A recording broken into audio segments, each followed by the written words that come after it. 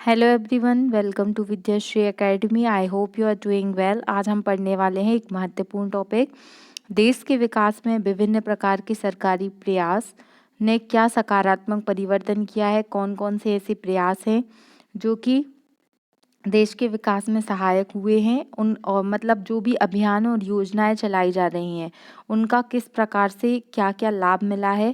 आपको मेंस के answer writing में ये पॉइंट्स ज़रूर यूज़ करने हैं।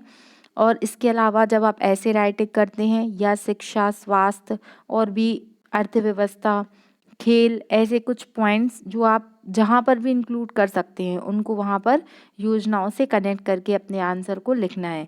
और मेंस के साथ साथ ये प्रीलिम्स में भी आपकी मदद करेंगे, क्योंकि ये फैक्चुअल पॉइंट भी अभी का जो पैटर्न चेंज हुआ है उसमें पूछे जाने लगे हैं। तो चलिए पढ़ते हैं। जैसे पहला पॉइंट दिया गया है इसमें कि युवा ऊर्जा से बदलता देश। तो स्कूली शिक्षा ने कैसे अभूतपूर्व और इनोवेशन पर जोर दिया है। 7 IIT, 7 IIM और 14 IIIT और नए विश्वविद्यालयों के साथ उच्च शिक्षा में नए अवसर। स्किल इंडिया के तहत लगभग 1 करोड़ से अधिक युवाओं को प्रशिक्षण दिया जा रहा है। पब्लिक, प्राइवेट और पर्सनल सेक्टर में विभिन्न तरीकों से युवाओं को आगे बढ़ने के लिए अवसर दिए जा रहे हैं। तो इस तरीके से यदि आपको युवा और शिक्षा के क्षेत्र में कुछ बताना है तो ये पॉइंट यूज़ कर सकते हैं। तेज हुई तरक्की की रफ्तार। तो किस तरीके से रफ्तार तेज हुई है। तो पिछले 4 वर्षों में 1 करोड़ से अधिक गरीबों को घर मिले हैं। पिछले 4 वर्षों में 1.69 लाख किलोमीटर से अधिक ग्रामीण सड़कों का निर्माण हुआ है। जैसे प्रधानमंत्री ग्रामीण सड़क योजना है, जैसे मध्य प्रदेश में मुख्यमंत्री ग्रामीण सड़क योजना है। तो ऐसी विभिन्न योजनाओं के तहत कनेक्टिविटी को बढ़ाने के लिए किस तरीके से सड़कों का निर्माण किया गया है। फिर 2017-18 में जितने प्रतिदिन किलोमीटर सड़क बनती थी उससे अधिक बढ़ोतरी हुई है। फिर रेलवे नेटवर्क के लिए 2017-18 सबसे अच्छा साल था और पिछले 4 वर्षों में 5469 मानव रहित रेलवे क्रॉसिंग को समाप्त किया गया है।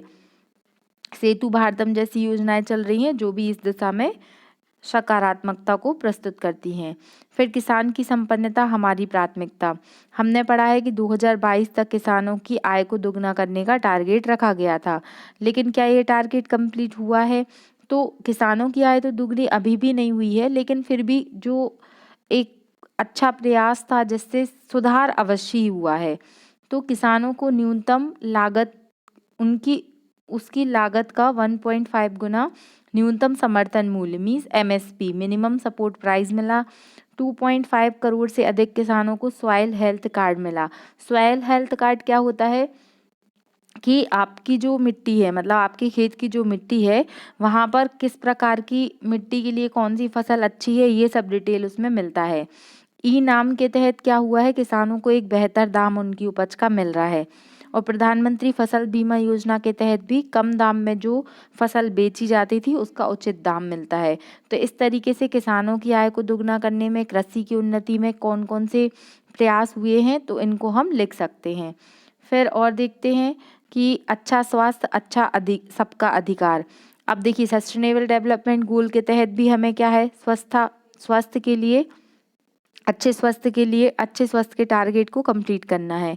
कौन से नंबर का अच्छा स्वास्थ्य जो है वो कौन से नंबर का सस्टेनेबल डेवलपमेंट गोल है, ये आपको बताना है। तो आयुष्मान भारत, जब भी कभी हेल्थ की बात आती है, स्कीम की बात आती है तो आयुष्मान भारत सबसे ऊपर आता है, क्योंकि इसके तहत क्या किया जाएगा, स्वास्थ्य बीमा पहल करीब लगभग 50 करोड़ लोगों को इससे प्रति वर्ष 5 लाख रुपए तक का हेल्थ कवरेज मिलेगा। ये दुनिया की सबसे बड़ी हेल्थ स्कीम है। फिर मिशन इंद्रधनुष के तहत 3.15 करोड़ बच्चों को टीके लगाए जा चुके हैं और लगभग 80.63 लाख गर्भवती महिलाओं को टीकाकरण किया गया है। तो ये भी एक सकारात्मक प्रयास है। फिर प्रधानमंत्री जन औषधि केंद्र। 3000 से अधिक स्टोर में दवाएं जो हैं वो लगभग 50% से कम दाम पर उपलब्ध हैं। और जो स्टेंट और घुटनों की सर्जरी होती थी उसको भी लगभग 50 से 70% तक उसकी कीमत में कमी की गई है। तो इस तरीके से हेल्थ के क्षेत्र में क्या क्या इनोवेशन हुआ है उसको हमने बता दिया। फिर नारी शक्ति के लिए क्या क्या चल रहा है, तो माँ और शिशु दोनों के लिए बहुत सारी योजनाएं, जैसे प्रधानमंत्री मातृ वंदना योजना, प्रधानमंत्री सुकन्या समृद्धि योजना। सुकन्या समृद्धि योजना के तहत 1.26 करोड़ बालिकाओं के खाते खुले हैं। फिर 3.68 करोड़ महिलाओं को उज्ज्वला योजना के तहत धुआं मुक्त जीवन मिला है। और एलपीजी कनेक्शन का जो टारगेट था वो 5 करोड़ कंप्लीट होने के बाद कितना कर दिया गया है, 8 करोड़ टारगेट किया गया है। पोस्को एक्ट, अगर आपने पोस्को एक्ट का नाम सुना होगा, जिसके तहत जो बालिकाओं के साथ, बच्चों के साथ जो दुष्कर्म होता था उसकी सजा 12 वर्ष से कम उम्र की बेटियों के साथ यदि दुष्कर्म होता है तो मृत्यु दंड का प्रावधान किया गया है। और 16 से 20 वर्ष की बेटियों के साथ दुष्कर्म होता है तो 10 से 20 साल की सजा का प्रावधान किया गया है। पहले जो सजा थी उसमें मृत्यु दंड का प्रावधान नहीं था, अभी इसमें चेंजेस हुआ है, उसके तहत ये बदलाव किया गया है। ठीक है, तो ये क्या था, ये नारी शक्ति के लिए बहुत सारे प्रयास किए गए, तो ये बताया। और एक और महत्वपूर्ण पहल जो थी स्वच्छ भारत अभियान। स्वच्छ भारत अभियान के तहत 7.25 करोड़ से अधिक शौचालयों का निर्माण किया गया है और लगभग 17 राज्यों को खुले में शौच मुक्त किया गया है। Means open deficit free. एक ओडीएफ होता है और एक ओडीएफ प्लस होता है, इन दोनों में क्या डिफरेंस है आपको ये कमेंट बॉक्स में लिखकर बताना है। फिर विकास की नई गति और नए आयाम, तो किस तरीके से नया आयाम मिला है, तो प्रधानमंत्री आवास योजना के तहत शहरी और ग्रामीण परिवारों को लगभग 1 करोड़ मकानों का निर्माण कराया गया है। और स्मार्ट सिटी मिशन के अंतर्गत भी जो है वो शहरों को स्मार्ट सिटी बनाने पर कार्य किया जा रहा है। दुनिया देखेगी न्यू इंडिया। अब न्यू इंडिया कैसे देखेगी, तो पहली बार जब सर्जिकल स्ट्राइक हुआ तो भारत की जो पॉलिसी है उसमें चेंजेस आया। पहले हम कभी भी इस तरीके से एग्रेसिव होकर कार्य नहीं करते थे, लेकिन जब देश की बात आई, जब देश की आन बान शान की बात आई तो सर्जिकल स्ट्राइक जैसे कदम उठाने पड़े, जो कि भारत को एक सशक्त देश के रूप में अभिव्यक्त करता है। फिर भारत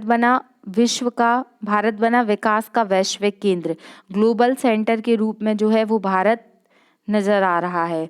फिर पूरे विश्व को हमने क्या दिया, अगर आपसे पूछता है तो कि आपने दुनिया को क्या सिखाया, तो अगर रिसेंटली देखें तो योग जो है वो अंतर्राष्ट्रीय योगा दिवस कब मनाते हैं, 21 जून को मनाते हैं।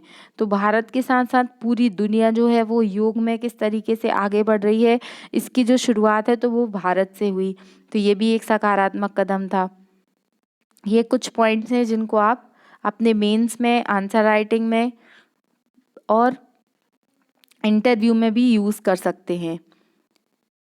पिछड़े वर्गों के लिए सरकार ने क्या क्या किया, तो अभी आपने देखा कि किस तरीके से अमेंडमेंट आया। ओबीसी के लिए आयोग बनाया गया, फिर एसटी/एससी के आयोग में भी सुधार किया गया, मानवाधिकार आयोग में भी चेंजेस हुए हैं। इस तरीके से बहुत सारे ऐसे कदम उठाए जा रहे हैं जो पिछड़ी जाति के आदिवासी क्षेत्र हैं या पिछड़ी जाति जनजाति के छात्र छात्राएं हैं, उनको छात्रवृत्ति योजनाओं के द्वारा प्रोत्साहन किया जा रहा है। एसटी/एससी एट्रोसिटी एक्ट को और अधिक मजबूत बनाया गया। मुद्रा के तहत 50% से अधिक लोन दिए गए पिछड़े वर्गों को। और बाबा साहेब के जीवन से जुड़े हुए जो पंचतीर्थ हैं उनके विकास पर भी कार्य चल रहा है। फिर बदलता जीवन संवरता कल, इसके तहत जनधन योजना जो काफ़ी सकारात्मक इसका परिणाम आया है। इसके तहत क्या किया गया कि जो वंचित वर्ग थे, जिनके खाते नहीं थे, जो गरीब वर्ग थे, उनको क्या किया गया, जनधन उनके खाते खोले गए। उज्ज्वला योजना के तहत 3.8 करोड़ गरीब महिलाओं को एलपीजी कनेक्शन प्रोवाइड किए गए। स्वच्छ भारत मिशन के तहत लगभग 7 करोड़ से अधिक शौचालयों का निर्माण किया गया। पीएम आवास योजना के तहत 1 करोड़ से अधिक परिवारों को आवास उपलब्ध कराया गया। तो ये सब जो अचीवमेंट है उनको आप बता सकते हैं। भ्रष्टाचार पर लगाम लगाने के लिए सरकार ने क्या क्या किया है, तो नोटबंदी। अब ऐसा बोला गया था कि इससे भ्रष्टाचार कम होगा, लेकिन इसका परिणाम हमें कुछ और ही देखने मिला है। फिर जो काला धन, मॉरिशस, साइप्रस, स्विट्जरलैंड जैसे देशों से भारत से काला धन जाता था, उसकी रोकथाम के लिए भी कार्य किए गए। जो आर्थिक भगोड़ा की संपत्ति जब्त किए जा रही थी, तो उसके लिए जैसे आपने नीरव मोदी, विजय माल्या जैसे लोगों का नाम सुना होगा, तो उसके लिए जो बैंक करप्सी जो एक्ट था उसमें भी अमेंडमेंट किया गया। बेनामी संपत्ति, काला धन को रोकने के लिए अभी आपने देखा होगा कि डिजिटल इकोनॉमी के तहत आरबीआई ने क्या किया है, डिजिटल करेंसी लॉन्च किया है, जो ट्रांसपेरेंसी को और अधिक बढ़ाएगा और डिजिटल इकोनॉमी के क्षेत्र में एक नया कदम ला सकता है। फिर विकास की नई दिशा के तहत तो हम देख चुके हैं कि प्रधानमंत्री आवास योजना के तहत क्या हुआ, भारतमाला परियोजना, भारत सेतु परियोजना, इस तरीके से अनेक प्रकार की कदम उठाए जा रहे हैं। तो ये कुछ पॉइंट्स हैं जिन्हें आपको यूज़ करना है अपने आंसर राइटिंग में।